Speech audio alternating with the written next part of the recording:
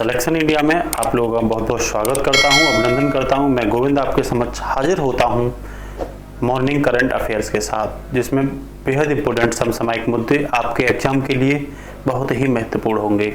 हमारा जो पहला टॉपिक होगा, जो पहला क्वेश्चन है वो है दोस्तों, हर साल अंतर्राष्ट्रीय शांति दिवस कब मनाया जाता है? International piece day. ऑप्शन पहला कह रहा है वो 20 सितंबर को, दूसरा कह रहा है 21 सितंबर को, तीसरा कह रहा है 22 सितंबर को और फोर्थ कह रहा है 23 सितंबर को। तो देखो ये आप देख रहे होंगे day of peace, international day of peace, ये भी आप देख रहे होंगे। देखो ये डे ऑफ पीस ग्रीन उसमें दिखाते हुए, जो पिजन है उसके चोंच में ग्रीन उसको दिखाया गया है, ठीक है ना। तो वो यहाँ लिखा हुआ है 21 सितंबर। तो इंटरनेशनल डे ऑफ पीस जो है वो 21 सितंबर को सेलिब्रेट किया जाता है। तो इसके साथ ही इसका आंसर जो होगा वो आंसर होगा बी। इसके बारे में थोड़ा सा और देख लेते हैं। अंतर्राष्ट्रीय दिवस हर साल दुनिया भर में सभी देशों में लोगों के बीच क्या स्थापित करेगा? शांति के आदर्श को मजबूत करने के लिए 21 सितंबर को मनाया जाता है। पूछ लेगा कब ये पहली बार मनाया गया था? तो वर्ष 1982 में यह पहली बार सेलिब्रेट किया गया था, ठीक है ना। सेकंड जो क्वेश्चन है वो है ग्लोबल इनोवेशन इंडेक्स 2021 में भारत का कौन सा स्थान है? ये हाल में जारी किया गया है, देखो आप देख भी रहे होंगे, ये न्यूज में आया हुआ है। तो India move up to 2 spot to 46 rank in global innovation index 2021, ठीक है ना। तो भारत ने 2 स्थान क्या किया है? मूव किया है। पहले 48 रैंक थी, अब भारत ने 2 स्थान सुधार के साथ इसमें तो 46 रैंक हासिल की है, ठीक है ना। तो इसमें आंसर कौन सा होगा? बी, मतलब 46, ठीक है ना।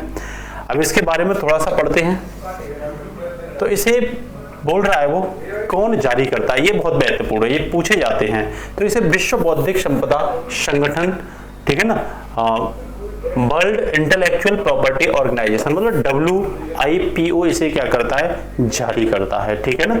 पूछ लेगा पहला स्थान को किसका आया है इस बार? तो स्विट्जरलैंड का पहला स्थान आया और भारत इसमें 46वें स्थान पर है, ठीक है ना। तो संयुक्त राष्ट्र संघ की IPO 15 विशिष्ट एजेंसियों में से क्या है? एक है। वैसे WIPO कर लेना से, WIPO जो 15 एजेंसी है उनमें से ये भी क्या है? एक है। इसकी स्थापना कब हुई थी? तो वर्ष 1967 में इसकी स्थापना हुई थी और इसे 1970 में क्या किया गया था? लागू किया गया था। इसका मुख्यालय जो है वो जिनेवा में है ना। ज्यादातर मुख्यालय जिनेवा में भी है, तो इसका भी मुख्यालय कहाँ है? जिनेवा। जिनेवा कहाँ पड़ता है? स्विट्जरलैंड में पड़ता है, ठीक है ना।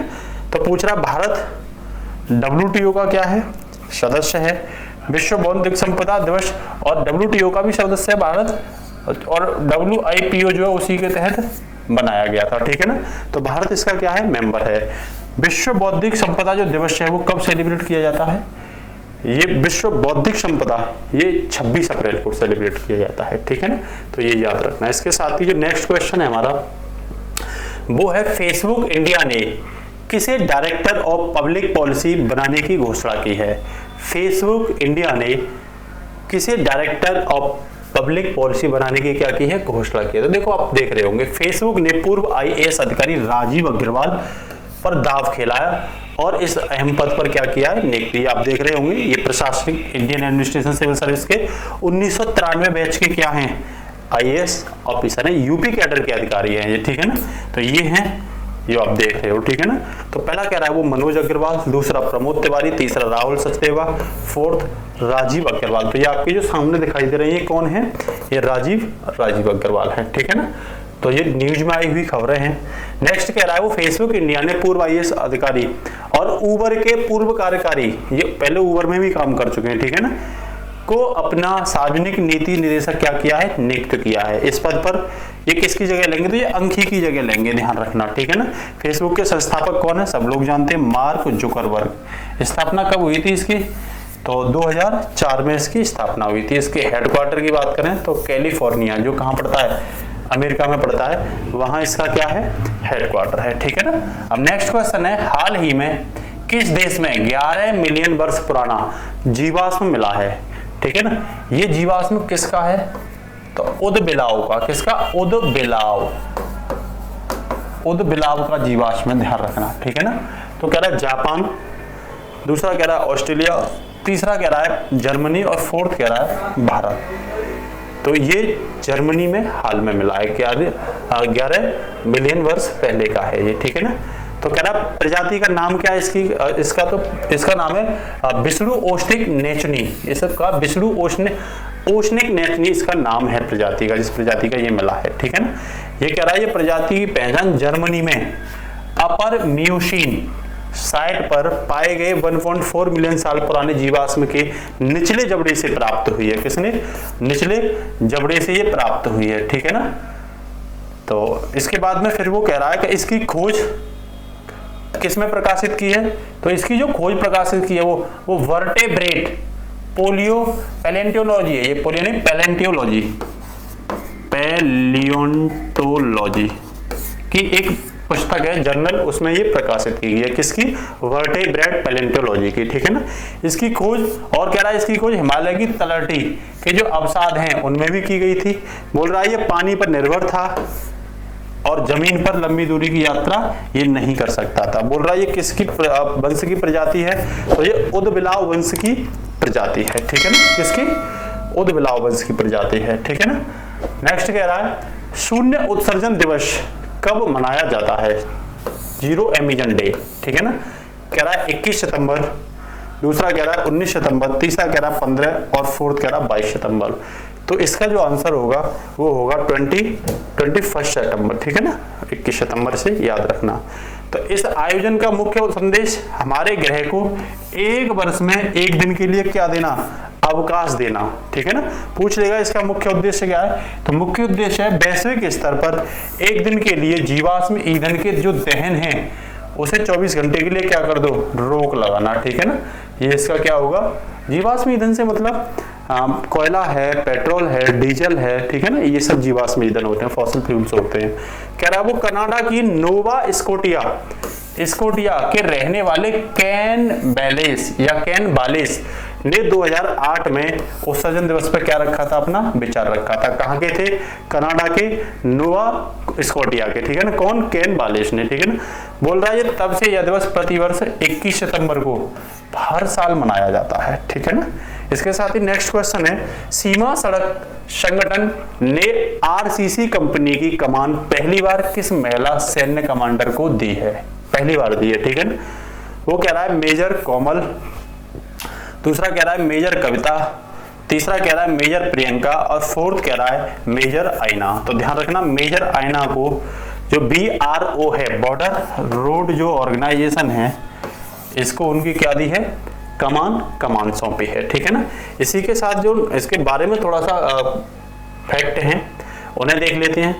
महिला सशक्तिकरण को बढ़ावा देते हुए, बोल सकते हैं वुमेन एम्पावरमेंट, क्योंकि किसी महिला को उस कमांडर के पद पर रखा गया तो ये वुमेन एम्पावरमेंट हो गया, ठीक है ना। संगठन ने पहली बार अपनी आरसीसी कंपनी की कमान महिला सैन्य कमांडर मेजर आयना को सौंपी। सीमा सड़क संगठन ने भारत की आजादी के 75 वर्ष पूरे होने पर कौन सा दिवस मनाया, तो अमृत महोत्सव मनाया था, ठीक है ना। कौन सा मनाया, अमृत महोत्सव की शुरुआत की थी, ठीक है ना।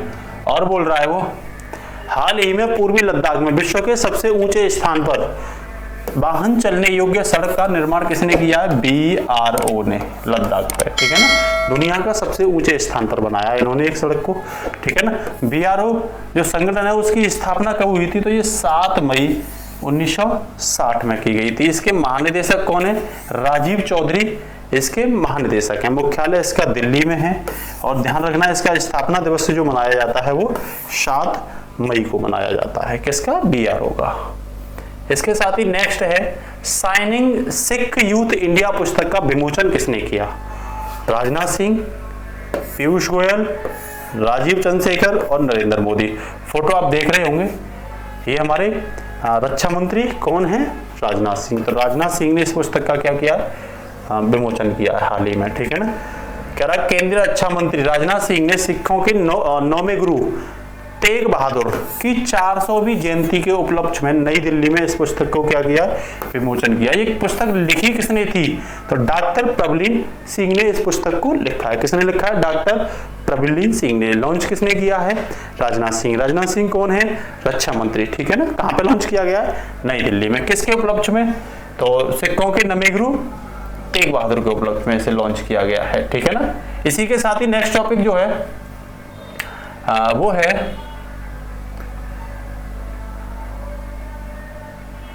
देखो, अगला क्वेश्चन है भारतीय खाद्य सुरक्षा और मानक प्राधिकरण का तीसरा राज्य खाद्य सुरक्षा सूचकांक स्टेट फूड सिक्योरिटी इंडेक्स जारी किया गया। इसमें कौन सा राज्य शीर्ष स्थान पर रहा है, देखो ये लिख रहा है, फ्री प्रेस की ये इंफॉर्मेशन है, ठीक है ना। तो इसमें बोल रहा है गुजरात, केरला एंड तमिलनाडु टॉप फसाई फूड सेफ्टी इंडेक्स 2020-21, ठीक है ना। तो इसमें ऑप्शन दे रहा है वो मध्य प्रदेश, हरियाणा, उत्तर प्रदेश या गुजरात। तो इसमें गुजरात पहले स्थान पर आया है, ठीक है ना। उसके बाद में केरल आया है और उसके बाद तमिलनाडु आया। या फसाई देख रहे होंगे, फसाई की फुल फॉर्म में food safety and standard authority of India. जो हमारे यहाँ खाद्य से रिलेटेड उत्पाद होते हैं उनके मानक को क्या करती है, ये रेगुलेट करती है, ठीक है ना।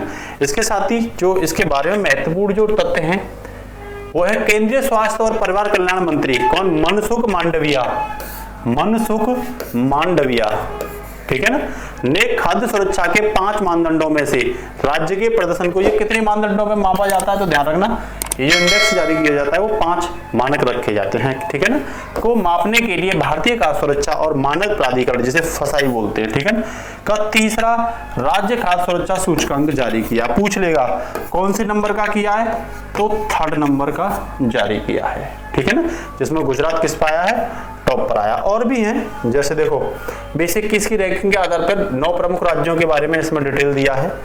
वो कह रहा है कि जो बड़े राज्यों में अगर हम बात करें तो पहले स्थान पर गुजरात, दूसरे पर केरल और तीसरे पर तमिलनाडु। आप ये देख ही रहे होंगे, ठीक है ना। वहीं अगर छोटे राज्यों में बात करें तो छोटे राज्यों में पहले स्थान पर मेघालय और दूसरे पर मणिपुर। वहीं अगर केंद्र शासित प्रदेशों की बात करें तो देखो ये जम्मू कश्मीर, अंडमान द्वीप निकोबार समूह और नई दिल्ली, ठीक है ना। ये इसमें क्या किए हैं, टॉप पर आए हुए हैं। इसके साथ ही जो नेक्स्ट क्वेश्चन है वो है हाल ही में देश के 70 में ग्रैंड मास्टर कौन बने, 70 में ग्रैंड मास्टर।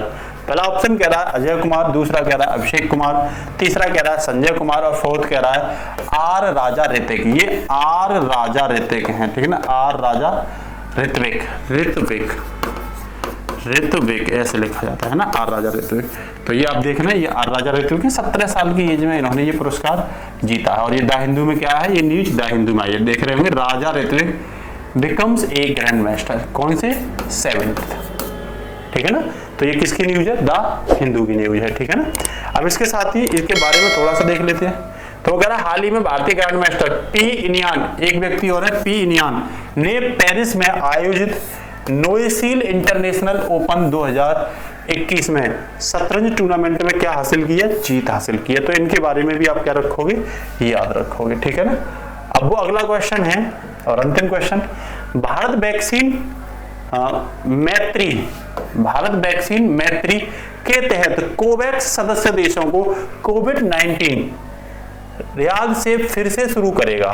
मतलब ये निर्यात है, ठीक है ना, निर्यात एक्सपोर्ट फिर से शुरू करेगा।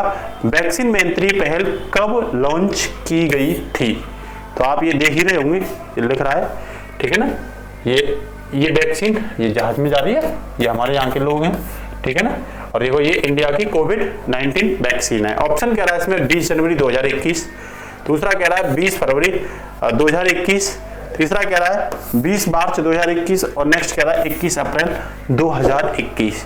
तो इसका जो आंसर होगा वो होगा 20 जनवरी 2021 को, ठीक है ना, ये लॉन्च कह रहा है। इस पहल के तहत भारत अपने पड़ोसी देशों को मेड इन इंडिया के तहत, कौन से प्रोग्राम के तहत, मेड इन इंडिया, कोविड जो 19 है वो इंडिया की बनी हुई है, ठीक है ना।